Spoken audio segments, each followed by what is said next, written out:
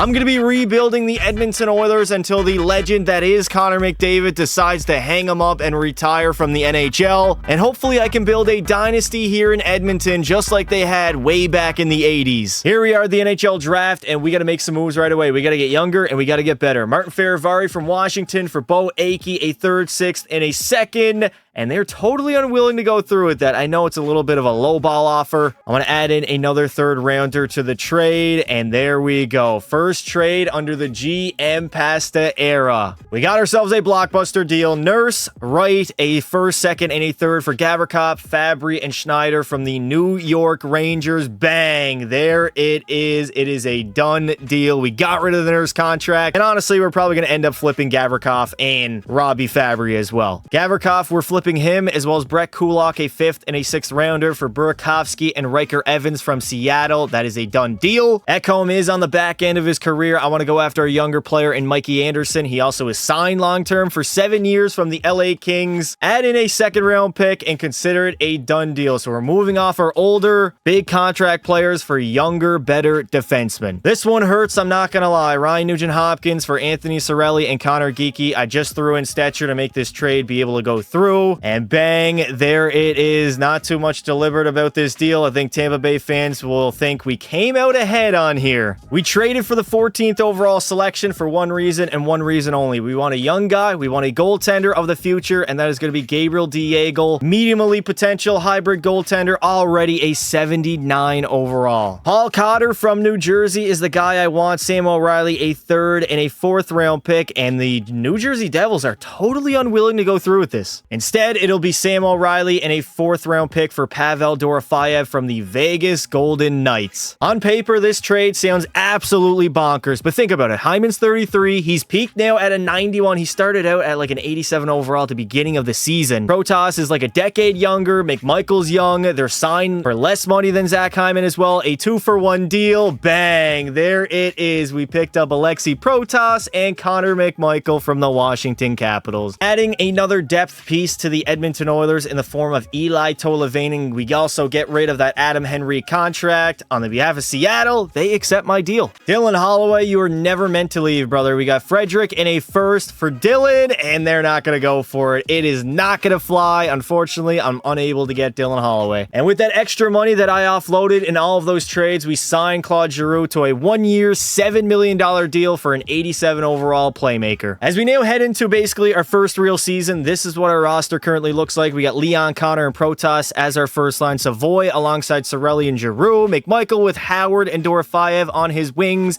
And then Mangiapane, Trent Frederick, and Eli Tolavainen. That is a filthy forward core, if I do say so myself. Defensively, we got a lot better. Ferravari, Bouchard, Schneider, Wallman, Anderson, and Riker Evans. And then in goal, we still rocking with Stu at an 84 overall. And then a young Gabriel Diego, who probably by next season or maybe 2 years from now will be our starting goaltender. An electric start for the Edmonton Oilers. We are 16-6-3. We were like 16-4-3. We lost a few games in a row. But right now, I got to be honest, I'm not too worried about us, at least in the regular season. We can reevaluate at the deadline for sure, but right now we are in complete cruise control. Going to grab a young guy in Oliver Kapanen from the Montreal Canadiens, future penalty killer of the Edmonton Oilers. Probably not going to play on our roster right now. He's only a 78 overall. 2 7th round picks into the trade, and Montreal just cannot say no to that. Trying to get Jason Dickinson from the Chicago Blackhawks for Tolavainen, a 2nd and a 3rd round pick, and there it is. Consider it a done deal as we just upgraded at the deadline. Solid year for Edmonton, 47 wins, 24 losses, 11 overtime losses, which is a lot. 105 points at the top of a very weak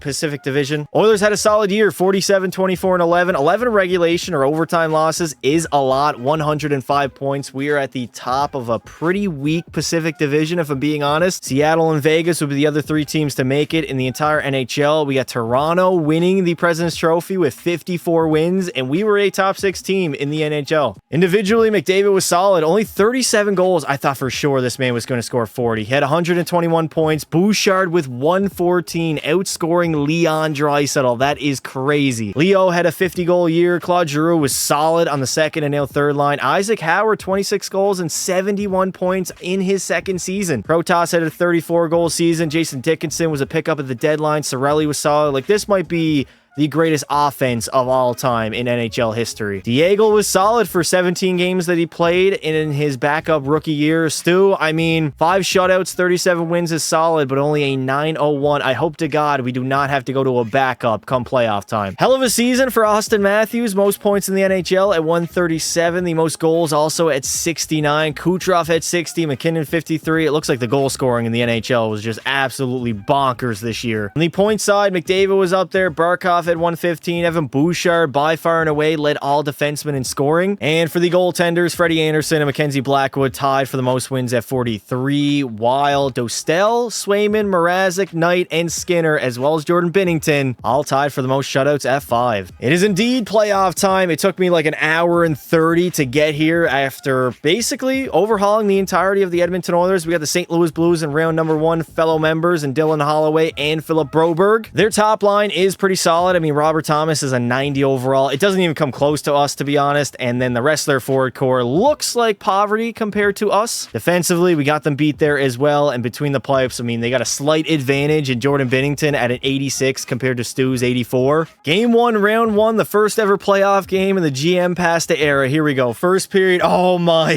God, what on earth just happened, dude? We got destroyed. All right, Stu, big bounce back game for you. First period, 1-1 tie. Second period, we take the lead, and there we go. A solid effort, a team effort by the Edmonton Oilers. Series has made the switch to St. Louis now. First period, we were up 2-1. McDavid gets a pair. Second period, oh my God, the Blues are scoring in bunches, and we just can't keep up with them right now as we fall down 2-1 in the series. A must-win game for the Edmonton Oilers as we have just been not it defensively. First period, down by 1. Braden Shen on Skinner. Second period, down by 1. A Robert Thomas power play marker.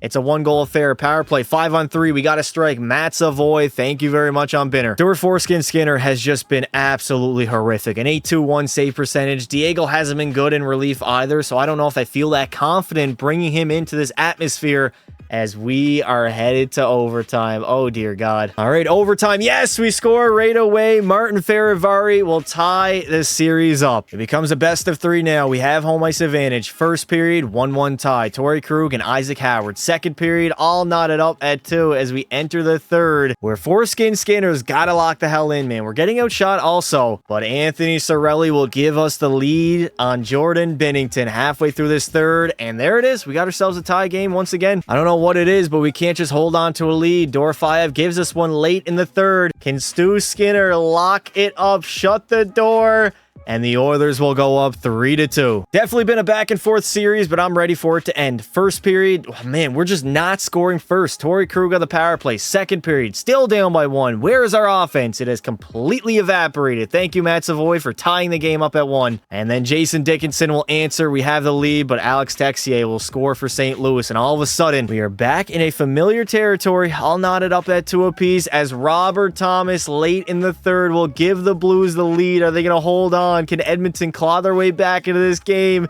and force overtime? Oh my God. Dorofeyev in OT. In the third period, I should say, and the Edmonton Oilers, they have a shot. They have a chance to move on to the second round if we get a victory here in overtime. Yes, Matt Savoy, series winner. We now move on to play the Seattle Kraken in round number 2. I can't lie, I'm kind of surprised they made it this far. They do have an 86 overall Mason Marchment on that top line with Beniers and Jarrett McCann. They got Heinen with Wright and Kakko. I mean, our forward core blows theirs out of the water. Defensively, they got Dunn and Montour, which is nice, but we have Evan Bouchard, and they got a better goaltender in Joey Decord at an 87. Here we go. First period, game 1, 2-0 lead. Cirelli and Savoy. Seattle's going to tie it up in the second, and we are somehow going to sneak out a victory, 6-5. Let's protect home ice here, Edmonton, and go up 2-0. First period, down by 1. Second period, we take the lead. Cirelli, Giroux, and Bouchard, and there we go. We explode in the third, and we go up 2-0 after dominating the Kraken. We can definitely take a stranglehold on this series if we win game 3 in Seattle. First period, down by 1. We knew they were going to respond. Second period, we retake the lead. Draisaitl and McMichael, and there we go. Bouchard seals the deal,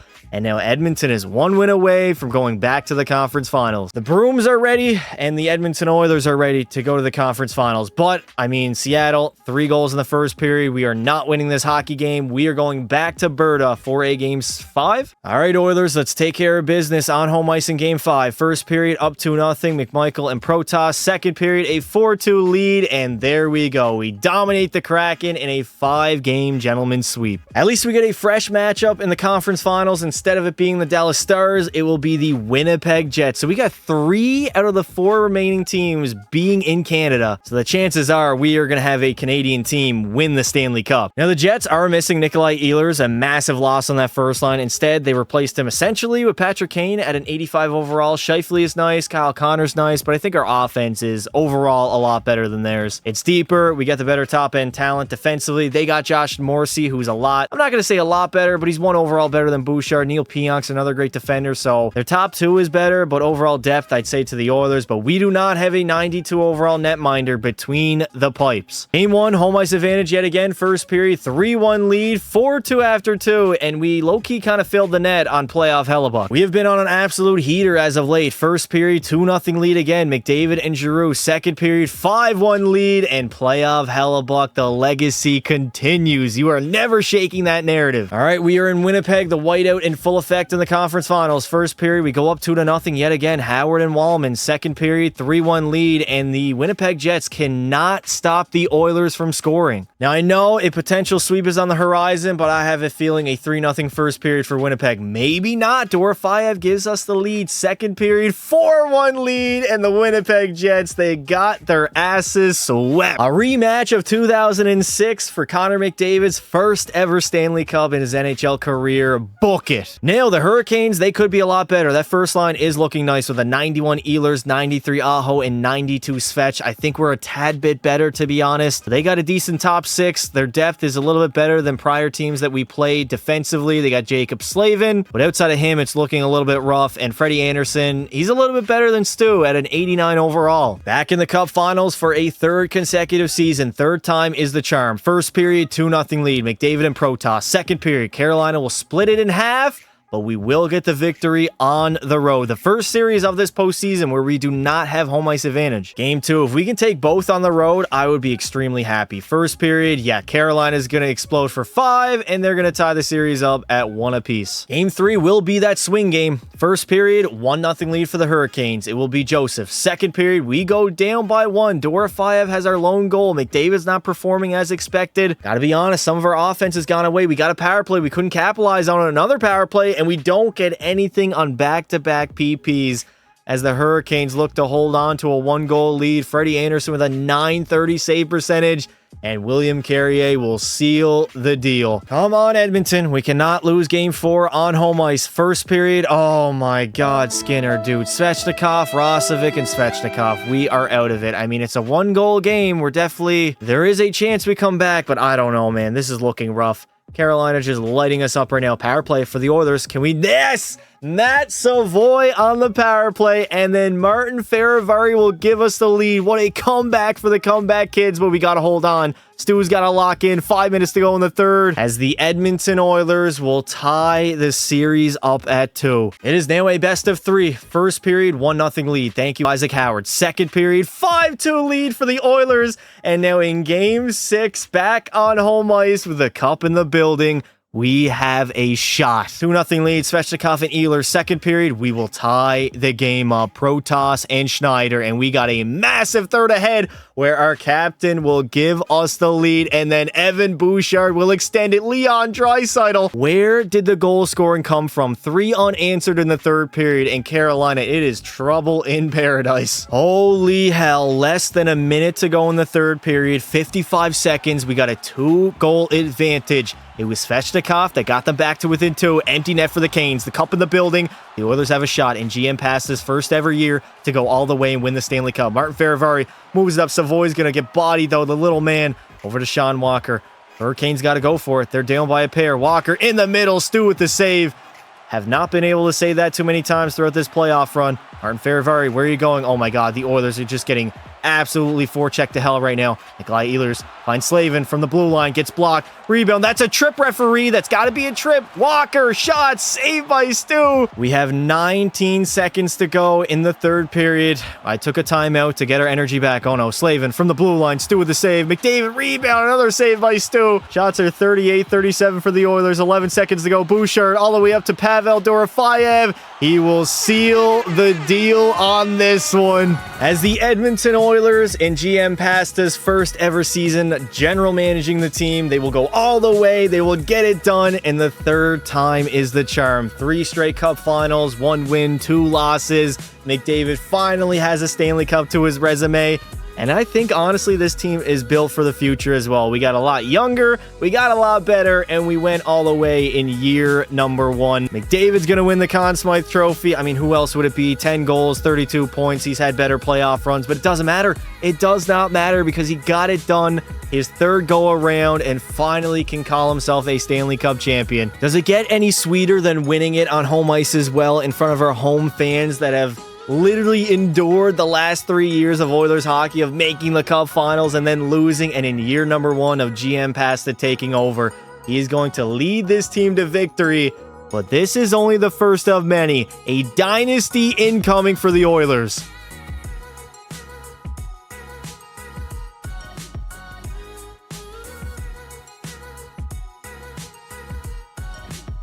McDavid was solid. I mean, he won the MVP for a reason. Draisaitl had 31 points. Bouchard with 27 as a defenseman. Pavel Dorofeyev, the unsung hero, 13 goals, led our team. And he was also over a point per game. Alexei Protas had 10 and 10. Savoy was damn good also. And between the pipes, I mean, Skinner wasn't good. I mean, he wasn't perfect. He was damn near awful for half the playoff run, but he got it done. So I cannot complain. Clean sweep for Matthews on all the individual hardware. We got Evan Bouchard taking home his first ever Norris. Connor McDavid the Conn Smythe. Black with the Vezina, and the Selke will go to Anze Kopitar. I know this is a bonkers ass trade to make, especially coming off a cup victory. Diego for a first and a second from the LA Kings. They have rejected it. No way. I know this is a bonkers ass trade on first glance. Diego for a first round pick, 5th overall from the LA Kings. I know he's got elite high potential. He's supposed to be the future of this team, but there is a certain somebody at 5th overall that I want to take, that I want to add to my roster, and it's none other than Daniel Saibiu, the hybrid goaltender, franchise high potential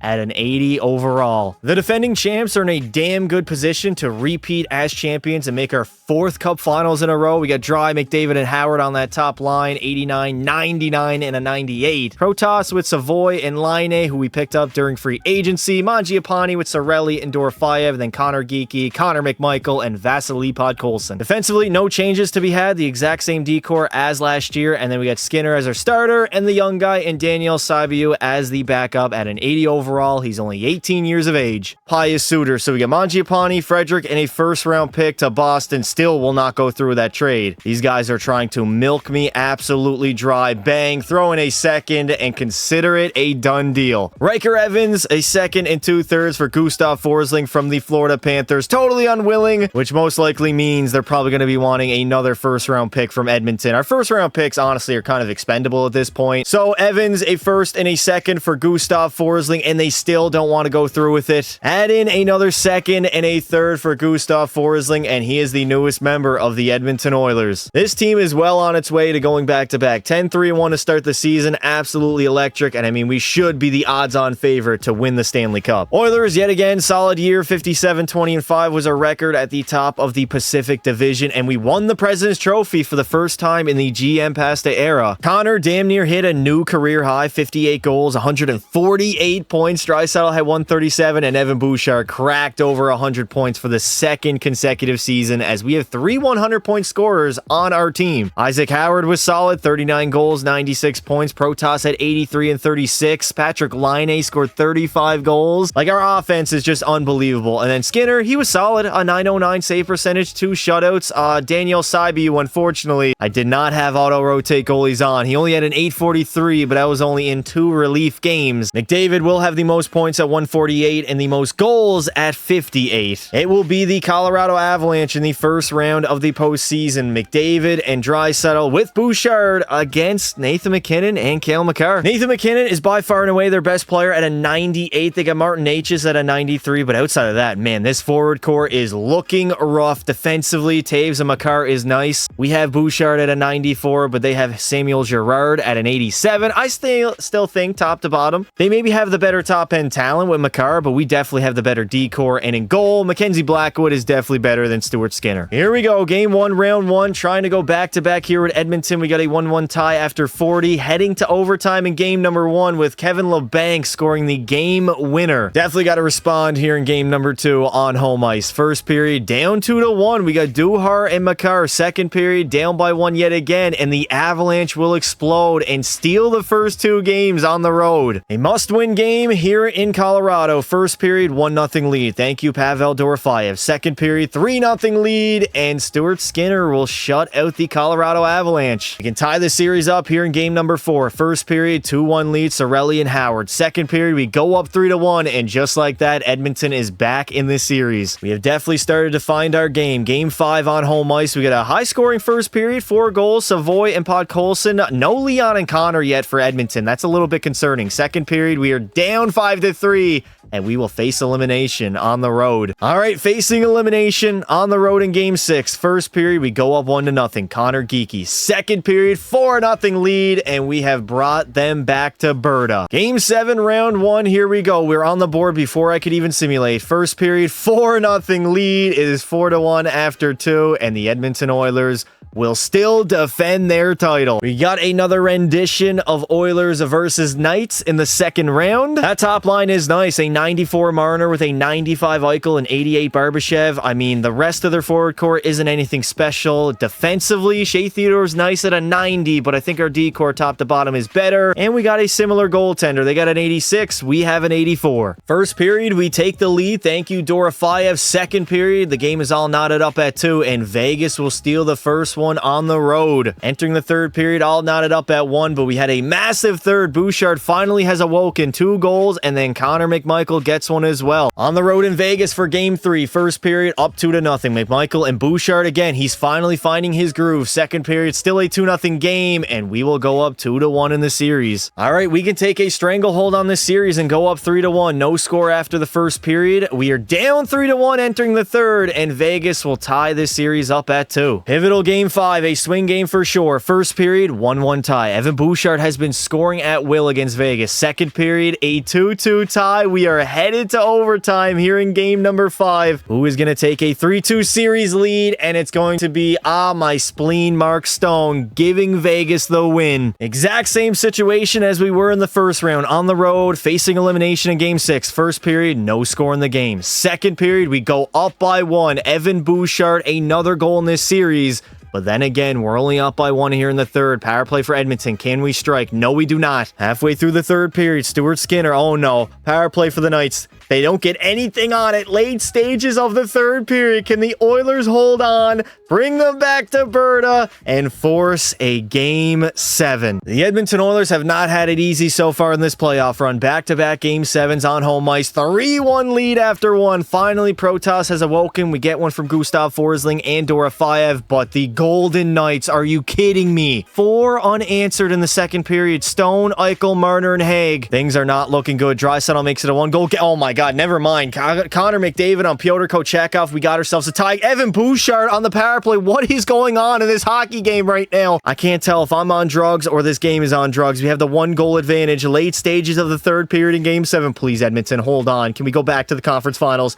4th season in a row. The Edmonton Oilers, they will hold on. What an absolute barn burner. It was point night for the Edmonton Oilers. Protas had 4, Isaac Howard 2, McDavid 2, but man, what a roller coaster monster of a hockey game. And now the St. Louis Blues stand in our way from going back to the Stanley Cup Finals for the 4th consecutive season. The first line, honestly, isn't even that bad with Thomas, Kyrou, and Holloway, but I feel like the Sim engine has just been on their side throughout the entirety of this postseason. Defensively, they're looking pretty rough. They got Hofer at an 86, so yeah, on paper, they don't have the best roster, but they definitely have been getting the hockey gods or the Sim engine gods on their side. Here we go. First period, game 1. We got a high-scoring affair, 2-2 tie. St. Louis will go up by 2, but we will tie it heading into overtime and an Isaac Howard game winner in game number 1. Let's protect home ice and go up 2-0. First period, we go up by 1. Second period, 5-2 lead, and the Edmonton Oilers are filling the net on Joel Hofer. I'm praying our players just get out of here safe and healthy. Murder capital of the United States for game 3 here in St. Louis. First period, 1-1 tie. Second period, 4-4 tie.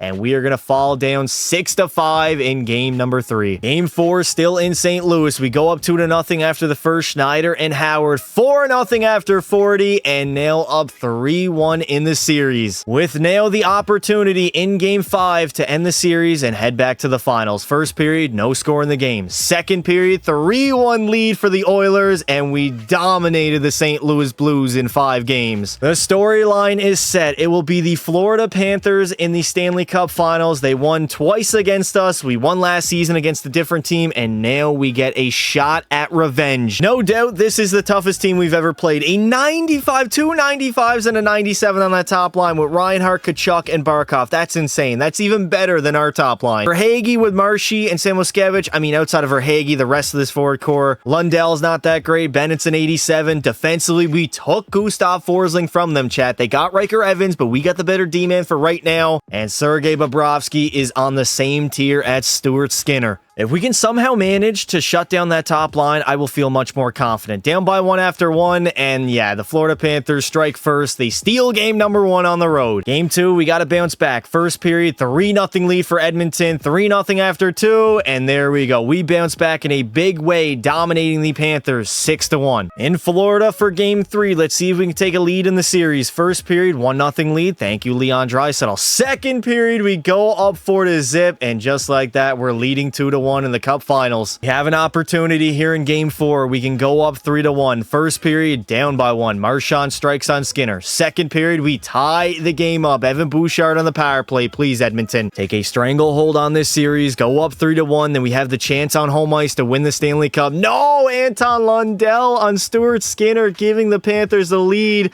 Late stages of the third period. Do we have anything left in us? I don't think we do, as the Florida Panthers will tie this series up at 2. Best of 3 for the Stanley Cup. I've seen this scenario before. Game 5 in Edmonton. No. Sam Reinhart on the power play. Second period. Again, the Florida Panthers. McDavid gets 1, but we're down by 1 once again. The Edmonton Oilers need to respond. We need a power play. We need a power play goal to get us back in this hockey game. There it is. Power play. Yes! Leon Draisaitl on Sergei Bobrovsky. A 2-2 tie with late stages of the third period. So much pressure as Alexei Protas will score on Bob. The Edmonton Oilers. No way, Marchand with 54 seconds to go. Well, here we go. Overtime in Game 5 on home ice in front of our faithful here in Edmonton. I thought we had it in the bag, but Brad Marchand with less than a minute to go would tie it up. Oh my God, Matthew Tkachuk. Move it up, Bouchard. Here we go. We got to go full attack, full forecheck. Connor McDavid enters his own over Isaac Howard on the backhand. Why would he take a backhand shot there? McDavid in on that forecheck. We get the big dogs out right now. Isaac Howard, 15 goals in the postseason so far. Could potentially break the record. McDavid streaking through. Why is he giving that puck up? Man, McDavid could have split the D easily. Been in all alone on a breakaway. Instead, the man passed the puck. Leon Draisaitl has some room. Entering the zone. Draisaitl trying to take a shot. He can't get one off of Aaron Ekblad. Alexander Barkov up the middle to Matheson. Mike Matheson over to Kachuk, trying to enter Edmonton's zone, but great defending by Evan Bouchard. No, Bouchard, what are you doing? Reinhart to Kachuk. Nice save there by Stu. Oh my God, that was a brutal turnover. Evans, Riker Evans, dear God, if he had have scored that game-winning goal, anybody but Riker Evans, please, just literally anybody. Defensive zone draw, we win it. Evan Bouchard, make the right play here, brother. Oh my God, Bouchard's under pressure. The forecheck, Marshy out in front, and Stu will make the save. I will not allow the Florida Panthers to get full pressure. I took a timeout, resets full. We got all of our energy. McDavid wins the draw. Nice, get in there, Connor. There we go. McDavid gets bullied. Verhaeghe, nice save again by Stu. Schneider, you got to get that puck out. We can't get the puck out right now. There we go. Leon Draisaitl entering the zone for the Edmonton Oilers. Draisaitl waiting. Behind the net, centers it to Isaac Howard, who gets tripped. No penalty call on the play. And here comes Riker Evans against his former team. Verhaeghe to Marchand. Nice block shot there by Leon Draisaitl. The big German gets laid out by Verhaeghe. Full pressure by Florida. Jones over. Reinhart finding Marshy. Seth Jones behind the net. He's going to feed it back to the point. Riker Evans over to Sam Reinhart, and there it is. Second of the night will win it for the Panthers. Our young gun, Daniel Saibiu, is starting Game 6 on the road with a cup in the building. First period, a 3-3 tie. Oh my God, maybe it was not the smartest decision to start a rookie goaltender. Second period, 4-3 lead. Evan Bouchard has the lead. Can Daniel Saibiu shut the door in the third period? Thank you, Forsling. Matthew Tkachuk does get one. The Panthers are back to within one. This game is not over, man. The Panthers could easily score another one here in the third period. I would not be shocked at all, but Anthony Cirelli extends our lead to 2. Please, Edmonton, we got a multi-goal lead. Yes, Bouchard will seal the deal, and we will have a Game 7 back on home ice. For all the marbles in Game 7, first period, 1-1 tie. Matheson and Schneider. Second period, no, we are down by 1. Sam Reinhart are on Stuart Skinner. I put Skinner back in. I gave him that opportunity because this is probably going to be his final opportunity to be the starting goaltender on this team. Come on, Edmonton, on the power play. Can we strike, please? No power play marker. No, the Florida Panthers, they don't strike either. Late stages of the third period. Edmonton, do you have a goal left in you? All right, Game 7. 3 minutes to go. 2:49 remains in this third period, and we are down by 1. I can't blame Stu. He is not the problem. We only scored 1 goal in the game. McDavid down the middle. Can't get a shot on net. Ferraro is going to clear it out. Full forecheck, full attack. Come on, Edmonton, please. Sam Moskevich finds Marshy back. Over. Block shot. Get it out. Isaac Howard, please. Where is our defenseman? Why is Isaac Howard in the defense zone? McDavid, come on, Connor. You got some room. Cross ice to Draisaitl. Draisaitl in the middle. Forsling finding Howard. Over, and Leon gets absolutely robbed. I'm keeping the top dogs out there. McDavid on the draw. He loses it to Barkov. That is crucial, man. Turnover? No, we don't get a turnover in the offensive zone. Although Tkachuk, he's back skating. I don't know where he's going. Aaron Ekblad trying to get out of the zone. Come on, Edmonton. Pressure. We need a lot of pressure right now. Aaron Ekblad gets bodied. Can we get the puck? Somebody go. Bouchard over to Draisaitl. You got to move it. 30 seconds to go in the third period, and we are struggling to get into the Panthers zone. We got no energy now. We literally have no energy. McDavid just fired on net on Sergei Bobrovsky. Somebody go after him, please. No, 20 seconds to spare here in Game 7. A 2-1 lead for the Panthers. Are they going to win yet again another Stanley Cup? Tkachuk is into the zone. One final rush. 10 seconds to go. Howard over to Draisaitl. Oh, Leon Draisaitl, what are you doing, brother? What are you doing? Why on earth did that happen? And there goes our Stanley Cup hopes. McDavid was our best player. 9 goals, 32 apples for 41 points come playoff time. Bouchard had 38 and 15 goals. Draisaitl had 17 goals. Isaac Howard had 15. And yet in a Game 7, we could not score more than 1. And I'm not blaming Skinner. His stats were a lot better than Saibiu's. 906, he had 2 shutouts. And he only allowed 2 goals in a Game 7. McDavid is going to win all the hardware for this season. Evan Bouchard wins the Norris Conn Smythe to Barkov. Stolarz the Vezina, and the Selke to Robert Thomas. A blockbuster deal indeed. Savoy literally just signed for 11.6 in the offseason, but he really doesn't fit long term. We gotta re-sign Isaac Howard. Matvei Mishkov is signed for 6 years at way less, so if I want this trade to go through, so Savoy, a third, a first for Matvei Mishkov and Bobby Brink, and they still won't go for it. Slot in a second round pick and consider it a done deal, a blockbuster between Edmonton and Philadelphia. Also, we had to take back Bobby Brink because the Philadelphia Flyers, if we take a look here on their forward core, they went ahead and thought it was this great idea to sign Victor Arvidsson at 82 overall for $11.2 million. I'm on the air, man. I'm on the air. Here is the new look forward core of the Edmonton Oilers. Dry, McDavid, and Mishkov on that top line. We got Laine surrounded by Protas and Howard. Dorofeyev with Cirelli and McMichael, and then Podkolson, Bobby Brink, and Connor Geekie. Forsling and Bouchard, Schneider and Wallman, Anderson and Faravari, and then, of course, Daniel Saibiu at an 86 overall. By far and away the best year the Edmonton Oilers have had in the McDavid era. 60-win season, 18 regulation losses, 4 in overtime, 124 points, and that is back-to-back President's Trophies. McDavid had a brand new career high this season with 154, also 57 goals. Draisaitl was electric. Bouchard had 117. And Isaac Howard, 50 goals, 107 points. This man wants to get paid. Protas had 94. How many 50? We had 4 50-goal scorers on our roster. The greatest offense that has ever been assembled in NHL history. And then the young rook, Daniel Sabiu, he definitely struggled. An 8.99 save percentage, played a majority of our games. If he gave us like 920 save percentage, we probably would have won like north of 70 games. McDavid will have the most points at 154, and the most goals is going to go to Gavin McKenna, who had 63 on the season, 2 more than his cousin Bedard. And our playoff run begins in the first round up against the Utah Mammoth. Utah's first line really can't compete with ours. They got Gunther, Cooley, and Keller. It's solid, but the rest of their forward core looks like a homeless person outside of the shelter. I'm not gonna lie. Defensively, Sergachev is nice, but our D-core is a lot better. In between the pipes, Ivan Kovic is not too bad. 89 overall. The greatest offense of all time is now in the postseason. First period, 1-1 tie against Utah. Second period, down 2-1, but the Oilers will explode. Pause in the third period. We can go up 2-0. We should be able to absolutely smoke this Utah team. Oh my, 4-1 deficit after 1, 7-2 after 2, and we got ourselves a series. We got to lock the hell in defensively. First period, 1-0 lead. Thank you, Leon Draisaitl. Second period, Utah will tie it up, but we will explode in the third yet again and go up 2-1. Here we go. We can take a stranglehold on this series. 2-0 after 1, 4-0 after 2, and the Utah Mammoth are facing elimination back in Edmonton for a Game 5. Season on the line for Utah. First period, they come out swinging. Sergachev and Clayton Keller. Second period, we're down 4-1, and unfortunately, we're not going to gentleman sweep them. The good news is we're scoring a lot, but we're giving up a lot as well. First period, 2-1 lead, Anderson and Mishkov. Second period, we go up 3-1, and there we go. We are headed to the second round yet again. We now have the Seattle Kraken in the second round of the playoffs. This roster is solid. Matty Beniers is now up to a 91 overall. Capo Caco is solid. Pavel Dubuchnevich. Pavel Zach is a second line. Yeah, their forward core, it can't even sniff our forward core. Defensively, they do got Dunn and Montour, 289 overalls, but I think overall ours is better.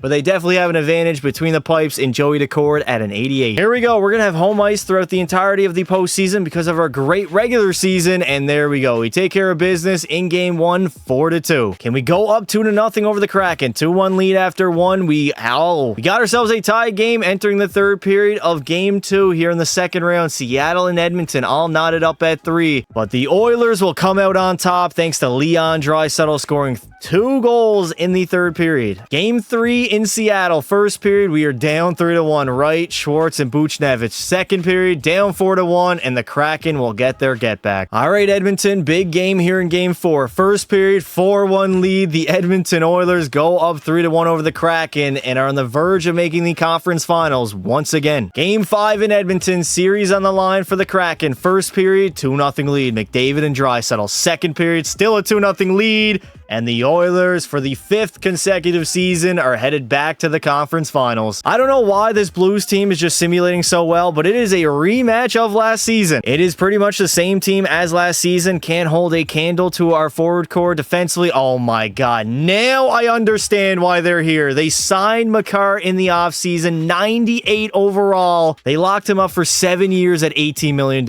Unbelievable. They went out and they spent the bag on Makar, and they still have Hofer at an 88 overall. Game 1 in Edmonton. First period, down by 1. Carconi. Second period, still a 1-0 deficit. And the Edmonton Oilers only score 1 goal on Joel Hofer in Game 1. This has to be a respond game by the Oilers. First period, oh my god, we are struggling to score. What is going on? Second period, up 3-2. Can we hold on? Yes, we do. Praying that we get out of here alive. Here we go. First period in St. Louis, we're down 1-0. JT Compher. Second period, man, why? Why can we not score on Joel Hofer? What is going on, Edmonton? There it is, Patrick Laine. The Edmonton Oilers really struggling for offense. Even if we win this game, I might change up our lines and just try to get a different look, because right now we're scoring at an all-time low for this season. As it looks like we are headed to overtime here in game number 3. Who is going to get the winner? It will be Evan Bouchard on the back end. Game 4 is an opportunity to go up 3-1. First period, 2-1 lead. Podkolzin and Draisaitl. Second period, still a 2-1 lead. And the Edmonton Oilers are 1 win away from headed back to the Stanley Cup Finals. Back on home ice in Game 5. First period, 2-1 lead for the Blues. Danforth and Kyrou. Second period, we explode for 2. Mishkov and Draisaitl, and the Edmonton Oilers, for the 5th consecutive season, will play for Lord Stanley. I mean, the storylines are there. McDavid versus Matthews, Oilers versus Leafs, a best of 7 for the Stanley Cup. They still have Matthews on the roster. He's a 96. Nylander's a 95. That's a good duo to have, but they only have Teuvo Teravainen alongside him. Nyes is only an 89. They do have some good players in their forward core, but on their third line, they got Jordan Eberle at a 79, and Morgan Rielly's their best defenseman. We should eat them alive. Stoley, though, is an 89 overall, so he should be solid. Game 1 Cup Finals. Here we go. First period, up 2-0. Second period, 4-0 lead, and we absolutely stomped the Leafs 5-zip in Game 1. Protect home ice. That is the message to our players. First period, down by 1. William Nylander. Second period, down by 2. And we force at least overtime. It's a 2-2 tie here in OT. Power play for the Leafs, and they get it. Matias Maselli on the power play, and they get a split here in Edmonton. A swing game here in game number 3. First period, up 4-1. The Maple Leafs are getting pounded. 8 goals on Anthony Stolarz' dome. The biggest game of the season so far. Game 4 in Toronto. We can go up 3-1. First period, 1-0 lead. Thank you, Alexi Protas. Second period, still a 1-0 lead, as we got ourselves a very close game. Shots are 33-28 for the Leafs, but they're still down by 1. Daniel Saibiu, in his sophomore season, proving to be the netminder not only of the future, no, Nicholas Waugh on Daniel Saibiu. And we're going to have to head to overtime, aren't we? Overtime indeed. We're getting outshot. It's a 1-1 tie, and this is a massive overtime, man. Can we go up 3-1? Yes! There we go! Alexi Protas! And we are 1 win away from winning the Stanley Cup. The Cup is in the building here in Edmonton. First period, 2-0 lead. McDavid and Isaac Howard. Second period, Toronto's going to cut that lead in half. None other than their captain, Austin Matthews. Power play, we don't strike on the PP, though. Getting a little bit worried, I'm not going to lie. Getting a lot worried. We're only up by 1. We saw what happened last game with Saibiu. He could not keep us up by 1. Late stages of the third now. We are 1 minute away from winning our second Stanley Cup in the GM Pasta era. We got to trap it up, Edmonton, and we got to just run the clock right now. We know they're going to pull their goaltender as soon as they get an opportunity here. We just got to play great D. Matt Nyes into the zone. Nice back check by Dorofeyev. Get there, Cirelli. That is your puck. Nicholas Waugh over. Nyes! And DS will make the save. 43 seconds to go. The Oilers holding on to a 1-goal advantage. Defensive zone draw. Empty net for the Maple Leafs. Matthews wins it. Morgan Rielly misses the net. Nylander behind the net trying to feed it up to Austin. Up to Draisaitl. Come on, boys. We got an empty net to shoot at. Leon Draisaitl misses the empty net. Get there. Send it. Howard to Forsling. Yes, Gustav Forsling will seal the deal. As the Edmonton Oilers, for the second time in the Connor McDavid era, will lift the Stanley Cup. 5 straight Cup Finals, winning 2 of them. We could be on a 3-peat right now if Florida did not knock us off in Game 7 last season. Nonetheless, I made a very risky trade at the deadline, trading a young guy in Savoy for Matvei Mishkov, but it paid off in full as we go back to the Stanley Cup Finals. McDavid grabs his second Conn Smythe. Actually, no, third Conn Smythe of his career. 9 goals, 33 points. The man was on a mission yet again. This is also our second time winning the Stanley Cup on home ice in front of our home fans. They finally have something to cheer about as the Oilers are back and better than ever. We're going to have a better dynasty than the Oilers did back in the 80s. As Connor McDavid, yet again, second time in his career. Hopefully the second time, but it will definitely not be the last time.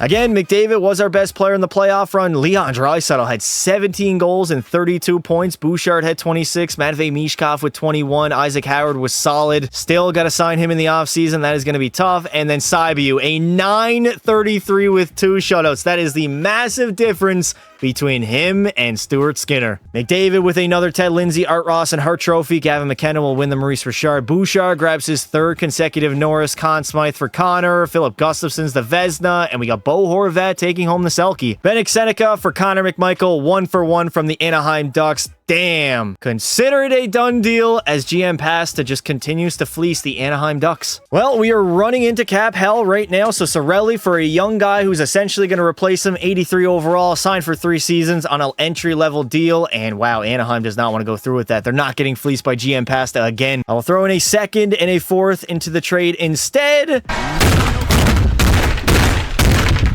Thankfully, we locked up Isaac Howard, $12.7 million for 6 seasons. This is now where the video becomes increasingly more difficult. Our top 6 is lethal. Draisaitl, McDavid, Mishkov on that top line. Line A with Protas and Isaac Howard. Our third line is solid. Fourth line needs a little bit of work defensively. Same exact decor for like the 5th consecutive season. And in goal, Daniel Saibiu is an 89 overall, where he's going to play the entire 82 because we do not have a backup. Alexei Protas on an expiring deal for Cutter Gauthier and a 3rd round pick from the Anaheim Ducks. Bang! Consider it a done deal. 50% of JJ Moser's contract, getting rid of Wallman, considering he's probably going to want a massive upgrade, throw in the picks, and they will not accept this trade proposal. Literally trying to scam the Anaheim Ducks, getting Alexei Protas back on the team. Yeah, they're not going to go for that. We literally just traded him there. He's on the chopping block of the trade deadline. Unfortunately, we do not have the assets to bring him back to Berta. Back-to-back 60-win seasons for the Oilers as we went 62, 15, and 5. 129 points, top of our division, and again, back-to-back President's trophies. Even at 32 years old, McDavid slightly declining. Actually, no, he's back up to a 99 overall now. He had 51 goals, 148 points. Leon had 121. Isaac Howard has been a great addition to our top 6. 50 goal season, 109 points. Evan Bouchard had 97. Matvei Mishkov is solid. Cutter Gauthier, who now slots in. I know he only played like 20 games on the Oilers, had 22 points. He'll become much more comfortable next season. And then DS between the pipes. He played all 82, 162 games, and had a 901. We definitely got to get him a reliable backup goaltender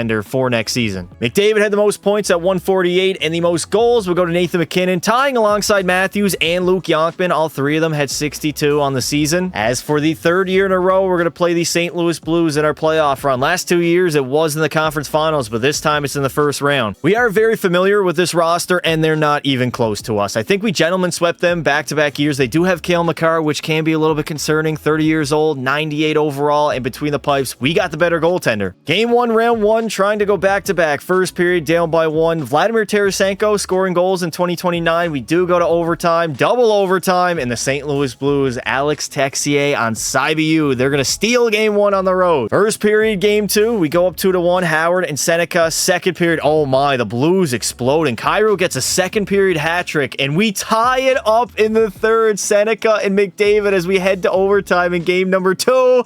And Patrick Fortnite Line A gives us the split. Here we go in St. Louis for game 3. We're down 2-0 in the first period. We are allowing a lot of goals. I'm a little bit worried. Down by 1 entering the 3rd, and the Blues, they're going to go up 2-1 in this series. This is a must-win for Edmonton. First period, down by 1. Michael Misa on DS. Second period, we will explode. Line in Tomasino and Howard, and we will hold on, and we got ourselves a series. Best of 3 now. First period, 1-1 split. We got Matvei Mishkov scoring. Finally, he gets on the board. Second period, a 3-3 tie entering the 3rd period. I mean, we're on home ice. We got to win this one, Edmonton. No, Jake Neighbors on DS will give the Blues the lead, but Leeson will tie it up on Hofer. And then Captain McDavid chips in. Oh my God, what a gong show of a 3rd period right now. Kiss-a-cough, I should say, scored on Saibiu. And all of a sudden, it is looking like we are headed to overtime once again. And in overtime, it will be Jordan Kyrou who will seal the deal. And all of a sudden, we got to go on the road in a Game 6 in St. Louis and bring it back to Berta. This could be it. Could be Leon Draisaitl's final playoff series in Edmonton. Come on, Oilers. First period, we get no goals. Second period, down by 1 as Cale Makar will score on the power play, and our goal scoring has just completely evaporated. Joel Hofer, he's putting on a show right now. 30 shots on net, and he has himself a shutout. 5-on-3 for the Blues. Oh, our undisciplined play. What are we doing, Edmonton? Can we get one? Okay, Cutter puts us back to within 1. There's still time in this hockey game. Power play for the Oilers again. We have the best ranked power play in the entire NHL. No, Makar. Why? All right, 1:35 left to go. And I mean, in typical EA fashion, as soon as I try to hop in, somebody has to extend that lead and pretty much put this game out of reach. I mean, it's doable with it. Oh, never mind. It is not doable. Robert Thomas will seal the deal, and we are a first-round exit. I mean, you can't even call this a playoff run. We played 6 games after making, what was it, 4 straight Stanley Cup Finals, I think? McDavid was solid though, 3 goals, 9 points. Isaac Howard had 5, Tomasino had 4, but Leon Draisaitl, let's go down the list here. Complete no-show. He's 33 years old, had 2 apples in 6 games. He's probably on the chopping block, probably only going to get worse at this stage in his career, so I think it might be time to get rid of Leon out of Edmonton. Minnesota will go all the way as they beat the Buffalo Sabres in 6 games in the finals. McDavid another Lindsay, Art Ross and Hart Trophy, Norris to Evan Bouchard, Kaprizov's your Conn Smythe winner, Samuel Urson wins the Vezina, and the Selke is going to go to Macklin Celebrini. Trying to save some money and get out of the Leon Draisaitl sweepstakes before he falls off a cliff. Macklin Celebrini is a damn nice return, if I do say so myself. They are totally unwilling, so a first-round pick probably is mandatory in this trade. We're going to add in a first, a second, and a third into the trade to try to get Macklin Celebrini in Edmonton. They still don't want to go through with it. I don't want to give up anything else. They still don't want to do it, man. Holy hell. We gave up a lot. We have to give up 2 first-rounders and a second for Macklin Celebrini. Gave up on Leon Draisaitl, but guess what? We get a young guy. He signed, what, 4 or 5 seasons at $10 million, which is like $4 million less than Leo, as we are going to have to give up a nasty-ass price to get Zachary Morin on our roster. Getting younger while sacrificing right now, Patrick Laine, a first and 2/3 for young guys. Bang, there it is. Zachary Morin, and we get a top 4 medium potential defenseman added to our roster. Our team definitely isn't as loaded as it used to be, but still, that's a solid top 6. Howard, McDavid, Mishkov. We got Celebrini, who literally won the Selke last season alongside Seneca and Cutter Gauthier. Morin, young, franchise player with Tomasino and Connolly, and then we got Nadeau, Fisi, and Geeky on our 4th line. Forward core, or D-core, I should say. Honestly, looks good. Chemistry works. We got Bouchard, Forsing, Faravari, Schneider, Lume, who we picked up in that trade alongside Mikey Anderson, and then Daniel Saibu. DS himself is a 90 overall. Even with all the talent that we lost in the last like year and a half, we still won 53 games, 24 regulation losses, top of our division, a great regular season hockey team, top 3 team in the NHL, only behind Dallas and Buffalo. Hold up a minute. The Buffalo Sabres won 60 games. 33 years old, McDavid's still the best player in the world. 63 goals, 143 points. Matvei Mishkov had 98. Isaac Howard, 91. So yeah, our offense was not what it used to be. Overall, we are still a damn good hockey team. And Sabu, 5 shutouts, 903 save percentage. He's a 90 overall, and he had 53 wins. Most points yet again will go to McDaddy, and the most goals will go to Connor McDavid, who had 63, essentially carrying us offensively. It is Colorado in the first round. We actually lost game number 1 as EA Sim Engine simulated a little bit too far. All right, so they actually kind of overhauled their top line. They now have Poulin alongside McKinnon and Natchez. The rest of the forward core, I think we have them beat defensively. No more Cale Makar, but they do have Thomas Harley and Samuel Girard, and in goal, an 89 overall, Mackenzie Blackwood. All right, since we already lost game 1, this is a must-win on home ice. 1-1 after 1. Second period, we go up 2-3, and the Edmonton Oilers will tie this series up. Game 3 now in Colorado. We get a 1-0 lead after 1 thanks to Benik Seneca. 2-1 after 40, and we are headed to overtime for game number 3, where the Edmonton Oilers, a Matvei Mishkov game winner, will put us up 2-1 in the series. It is time for the Edmonton Oilers now to go up 3-1 in the series. 1-0 lead after 1, 2-0 after 2, and now Colorado will face elimination back in Edmonton for a pivotal game number 5. All right, Edmonton, can we close out the Avalanche? First period, we are down by 1. Martin Natchez and Harvey Pinard. Second period, we will explode. McDavid, Mishkov, and Seneca,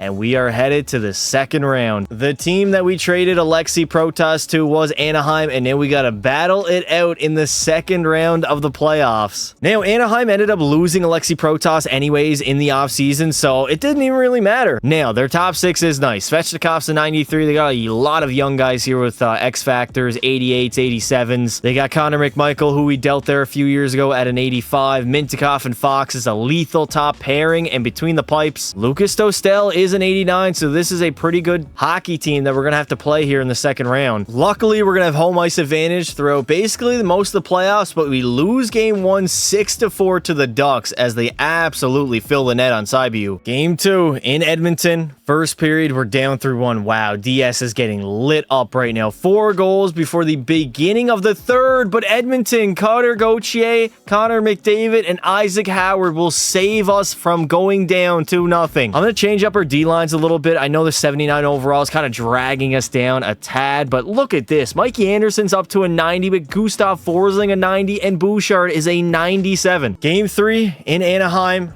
First period, we got a 1-1 tie. Lasko and Mishkov. Second period, we go up 2-1 thanks to Isaac Howard, and we will have a strong third and take a 2-1 series lead. We can take a stranglehold on the series. It is time, Edmonton. Don't let your foot off the gas. Entering the third period, we are down 3-1, and unfortunately, we got ourselves a series. All knotted up at 2. Pivotal game number 5, back on home ice. 1-0 lead after 1. Cutter Gauthier gets us going. Second period, 2-0 lead, and we shut out the Anaheim Ducks and have an opportunity to go back to the conference finals. No changes to be had heading into game number 6. First period, 2-1 lead. Lume and Connor Geekie. Second period, Anaheim's going to tie it up, though. Kostelic. Shots are 25-18 for Edmonton.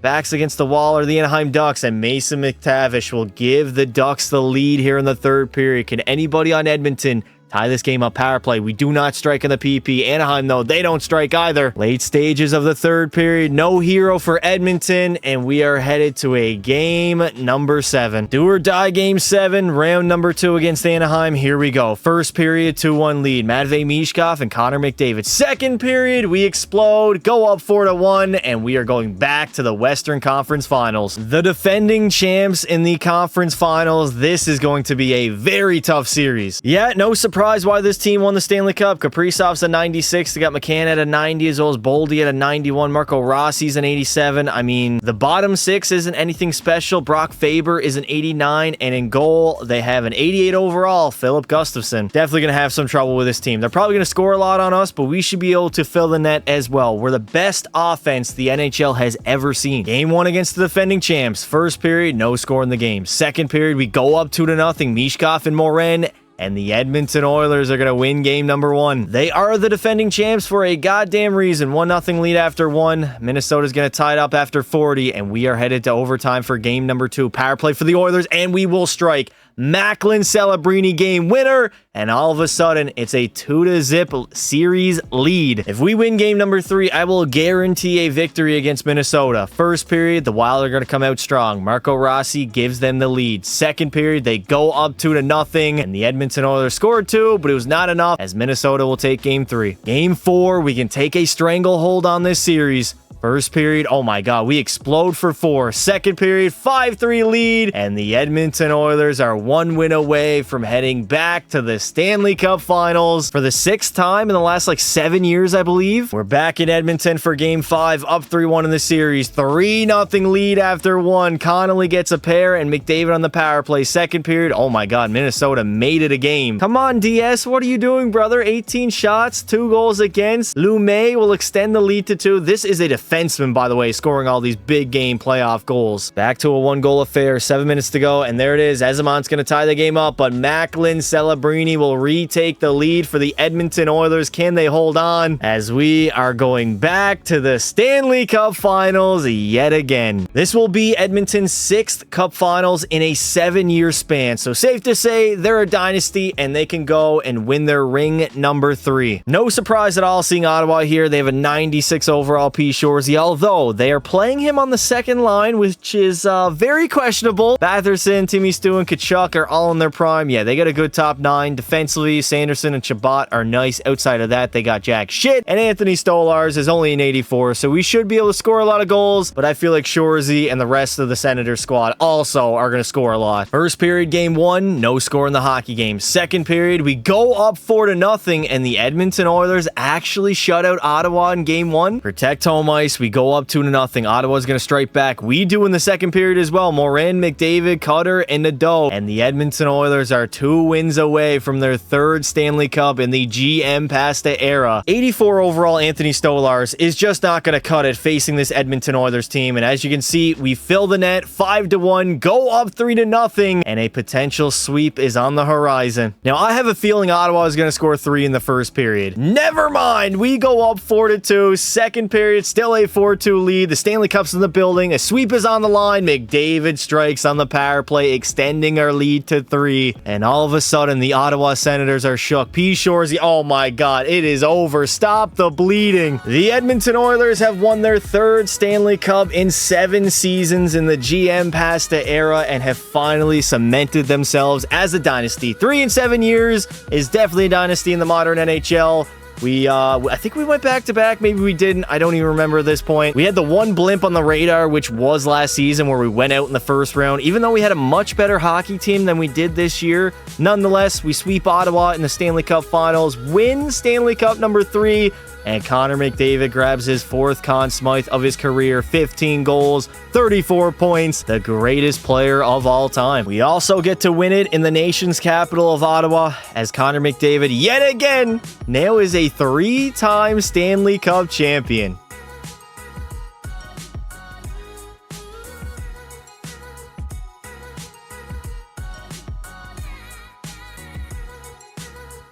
Solid playoff run yet again. No Leon Draisaitl, no problem. McDavid carried the load. We got Howard, who had 13 goals and 33 points. Matvei Michkov was solid. Celebrini, I mean, he was over a point per game, and he's only going to get better. The dude is only 23 years of age. Bouchard had 19. Bouchard honestly had a little bit of a calm playoff run. And then for DS, between the pipes, .915 save percentage, 3 shutouts, and he had 16 wins. Not only was it a sweep in the finals, but a sweep on the major hardware here in the NHL. Adam Fox is going to win the Norris. McDavid again, the Conn Smythe. Devin Levi, the Vezina, and the Selke. We'll go to Leon Draisaitl from the San Jose Sharks. How does that fit? Celebrini, I don't know what they're cooking in San Jose, but man, they got some defensive programming there. EA Sports, dog. I had Braden Schneider accept 3 contract offers in the re-sign phase, and yet he still ended up walking to UFA. Like, that doesn't make any sense. What is going on? Trying to clear some cap space to bring back Braden Schneider, Mikey Anderson for Gavin Thompson, 1-for-1. They're totally unwilling, and I mean, I don't blame them. Thompson's much younger. He's got a much higher potential. We could throw in some picks to see if it'll work. A 2nd and a 3rd into the trade, and it will go through. Not too much deliberate about that deal. This team is still jacked and loaded like Brock Lesnar in 2016. Maybe not as good as we used to be. McDavid nails a 97 overall. He's going to turn 34 this season. He's still playing with Michkov and Howard. We got Cutter alongside Celebrini, who bumped up to a 95, and then Zachary Morin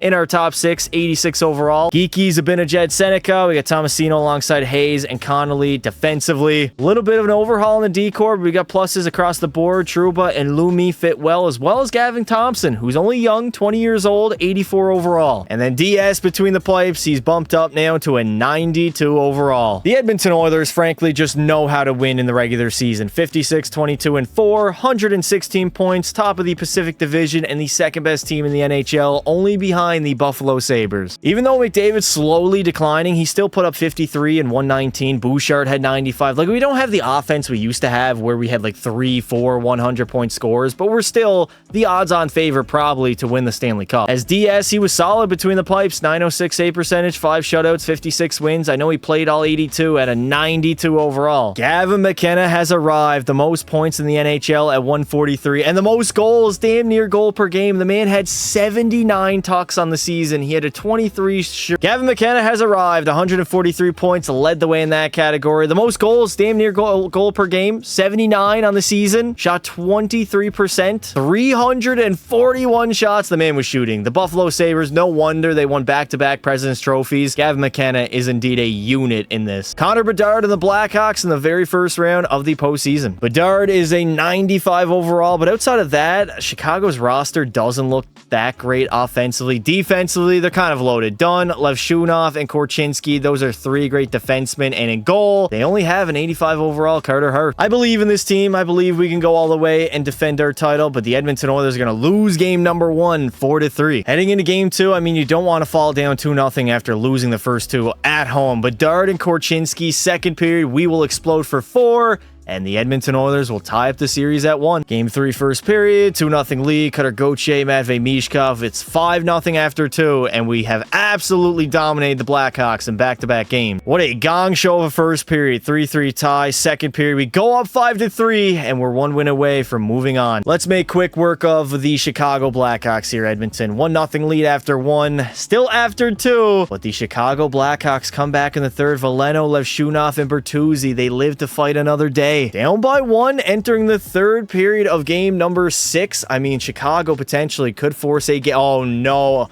Gaudette will extend the lead to 2, and the Blackhawks will stay alive yet again. 1-0 lead after 1 in Game 6. Thank you, Isaac Howard. Second period, up 3-1 thanks to McDavid and Jacob Trouba, and there it is. We will not blow a 3-0 series lead. I guess you could say we have the honors of playing Vegas yet again in the second round. They're still running with the duo of Eichel and Marner, Barbashev on that top line, Fabian Zetterlund with Jake Evans and Tomas Hertl. They have some solid pieces. Defensively, they're definitely old and washed, and in goal, I mean, Joey Decord is now no longer a 90-plus overall netminder. He's only an 86. So, I mean, we should be able to fill the net on Vegas, although they might be able to return the favor with a 94 Eichel and a 92 Mitch Marner. We enter the third being down by 1, and the Vegas Golden Knights are going to shut us out on the road in Game 1. 2-1 lead after 1, Zachary Morin and Connor McDavid. We lead by 1 entering the third, and thankfully Zibanejad and McDavid will seal the deal on a Game 2 victory. Now in Vegas for Game 9, oh my god, 3-0 lead after 1, Forsling, Bouchard, and McDavid, 5-0 after 2, and we straight up smacked the Vegas Golden Knights' ass. Does that even make sense? I feel like I'm way overtired at this point. Entering the third period, we're down by 2. The Edmonton Oilers trying to claw their way back. Cutter Gauthier gets us back to within 1. Vegas back on the power play. We got to kill that off. Thank you, Edmonton. We can take a stranglehold on this series here in Game 4 if we get the victory. Otherwise, this most likely is going 6 or 7. And Vegas is going to end up beating us 4-2. Fabian Zetterlund gets an empty netter. Game 5, first period. We're down by 1. It becomes a best of 3, and we're all knotted up at 3 entering the third period. There we go. Connolly, thank you very much, giving the Oilers the lead in the third. Still a lot of time left to go. Power play for the Golden Knights. Can we kill it off? That's a long-ass power play, Edmonton. What are we taking 5-minute majors for? I need Daniel Sabiu to shut the door late stages of the third period, and Edmonton will go up 3-2 over Vegas. Elimination game for Vegas. Entering the third period, they're down by 2. They will tie it up, though, as the Edmonton Oilers, yes, Cutter Gauthier will send us back to the conference finals. How many times are we going to have to absolutely smack Colorado? How do they make the conference finals? I mean, Natchez, Poulin, and McKinnon is a very good top line, but the rest of their forward core looks kind of crooked. Defensively, Girard and Harley are decent. It's essentially the it's the same team. It is essentially the same team. Add in Jesper Wallstedt and an 88 overall instead of Mackenzie Blackwood, and you got the same team as last year. 1-0 lead after 1 in Game 1. We are up 2-1 entering the third period, and we came out strong. Faravari, Howard, and Howard again. Edmonton is going to have home ice advantage. Down by 2. Nathan McKinnon gets 2 on the power play. Second period, down 3-1. We tie it up heading to overtime, but Logan O'Connor will tie the series up. We get a 1-0 lead after 1, 3-1 after 2, and we're going to win game number 3, 3-1. Down by 1 after 1, heading into the third period. Can we claw our way back? Okay, Celebrini tied the game up.